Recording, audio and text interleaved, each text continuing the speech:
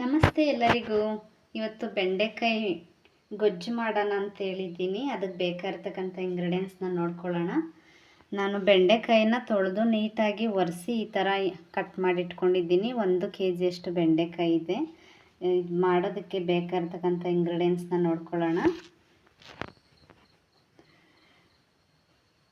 1 ಕಪ್ಪಷ್ಟು ತೆಂಗಿನ ತುರಿ, ಒಂದು 6 ಹಸಿರು ಮೆಣಸಿನ್ಕಾಯಿ, ಜೀರಿಗೆ ಮತ್ತು ಸಾಸಿವೆ ಎರಡನ್ನೂ ಒಟ್ಟಿಗೆ ತೊಗೊಂಡಿದ್ದೀನಿ. 1 tea spoon sambar powder, garam masala, ಈರುಳ್ಳಿ, ಟೊಮೊಟೊ, ಕರಿಬೇವು. ಸ್ಟವ್ ಹಚ್ಕೊಂಡಿದ್ದೀನಿ. ಈಗ ಬಾಣಲೆ ಇಟ್ಕೊಂಡಿದ್ದೀನಿ ಸ್ಟವ್ ಮೇಲೆ. ಈಗ ಬೆಂಡೆಕಾಯಿನ ಫ್ರೈ ಮಾಡ್ಕೊಳ್ಳೋಣ. ಫ್ರೈ ಮಾಡೋದಕ್ಕೆ ಎಣ್ಣೆ ಹಾಕ್ಕೊಳ್ಳೋಣ. ಎಣ್ಣೆ ಹಾಕ್ಕೊತಾ ಇದ್ದೀನಿ.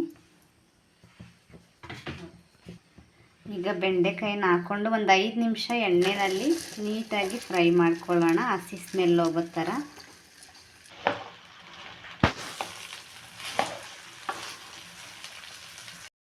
ಬೆಂಡೆಕಾಯಿ ಫ್ರೈ ಮಾಡಬೇಕಾದ್ರೇ ಉಪ್ಪು ಹಾಕ್ಕೊಂಡ್ರೆ ಉಪ್ಪು ಚೆನ್ನಾಗಿರುತ್ತೆ. ಹಂಗಾಗಿ ಬೆಂಡೆಕಾಯಿ ಥರ ಫ್ರೈ ಮಾಡಬೇಕಾದ್ರೆ ಉಪ್ಪು ಹಾಕ್ಕೊಳ್ಳೋಣ.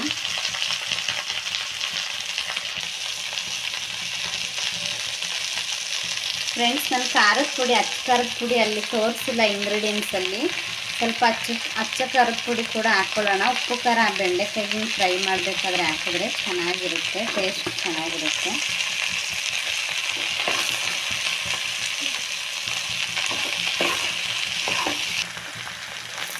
ಈಗ ಬೆಂಡೆಕಾಯಿ ಫ್ರೈ ಆಗಿದೆ, ಲೈಟಾಗಿ ಫ್ರೈ ಮಾಡ್ಕೊಂಡಿದ್ದೀವಿ. ಇದನ್ನು ಸೈಡ್ಗೆ ಇಟ್ಕೊಂಡು ಇನ್ನೊಂದು ಬಾಣಲೆ ಇಟ್ಕೊಳ್ಳೋಣ.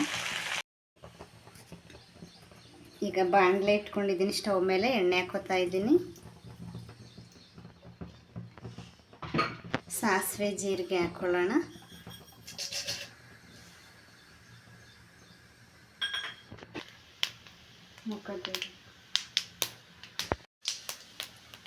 ಈರುಳ್ಳಿ ಹಾಕ್ಕೊಳ್ಳೋಣ.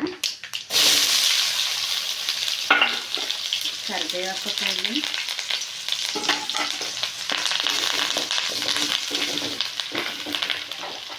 ಹಸಿರು ಮೆಣಸಿನ್ಕಾಯಿ ಹಾಕ್ಕೊಳ್ಳೋಣ.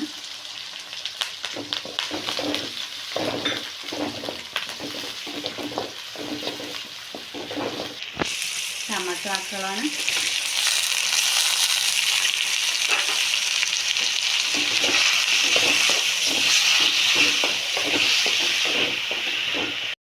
ಎಲ್ಲ ನೀಟಾಗಿದೆ, ಫ್ರೈ ಆಗಿದೆ. ಈ ಟೈಮಲ್ಲಿ ನಾವು ಸಾಂಬಾರು ಪೌಡರ್ ಹಾಕ್ಕೊಳ್ಳೋಣ. ಸಾಂಬಾರು ಪೌಡರ್, ಗರಂ ಮಸಾಲ ಹಾಕಿ ನೀಟಾಗಿ ಒಂದು ಮಿಕ್ಸ್ ಕೊಡೋಣ. ಇದು ಎಣ್ಣೆಯಲ್ಲಿ ಹಸಿ ಸ್ಮೆಲ್ ಹೋಗೋ ಥರ ಮಸಾಲೆಗಳನ್ನ ಚೆನ್ನಾಗಿ ಫ್ರೈ ಮಾಡ್ಕೊಳ್ಳೋಣ. ಕಾಯಿ ತುರಿ ಸೇರಿಸ್ಕೊಳ್ಳೋಣ.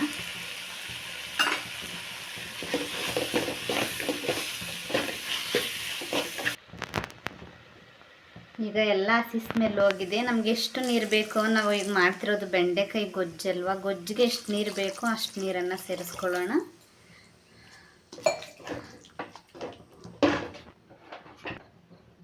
ಒಂದು kg ಬೆಂಡೆಕಾಯಿಗೆ ನಾನು ಮಾಡ್ತಾ ಇರೋದು, ಹಾಗಾಗಿ ನಾನು ನೀರನ್ನು 1.5 ಚೊಂಬಷ್ಟು ಹಾಕ್ಕೊಂಡಿದ್ದೀನಿ.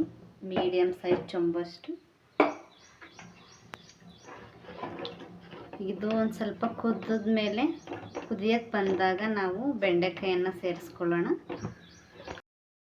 ಇದೆ, ಉಪ್ಪನ್ನು ಸೇರಿಸ್ಕೊತಾ ಇದ್ದೀನಿ. ನಾವು ಬೆಂಡೆಕಾಯಿ ಫ್ರೈ ಮಾಡಬೇಕಾದ್ರೂ ಕೂಡ ಸಾಲ್ಟ್ ಹಾಕ್ಕೊಂಡಿದ್ವಿ, ನೋಡಿಕೊಂಡು ಉಪ್ಪನ್ನು ಸೇರಿಸ್ಕೊಳ್ಳೋಣ. ಈಗ ಕುದಿ ಬಂದಿದೆ. ಈ ಟೈಮಲ್ಲಿ ನಾವು ಬೆಂಡೆಕಾಯಿನ ಮಿಕ್ಸ್ ಮಾಡ್ಕೊಳ್ಳೋಣ. ಬೆಂಡೆಕಾಯಿ ಹಾಕೋತಾ ಇದ್ದೀನಿ. ಆಗಲೇ ಫ್ರೈ ಮಾಡಿ ಇಟ್ಕೊಂಡಿರ್ತಕ್ಕಂಥ ಬೆಂಡೆಕಾಯಿನ ಸೇರಿಸ್ಕೊಂಡು ನೀಟಾಗಿ ಮಿಕ್ಸ್ ಮಾಡ್ಕೊಳ್ಳೋಣ.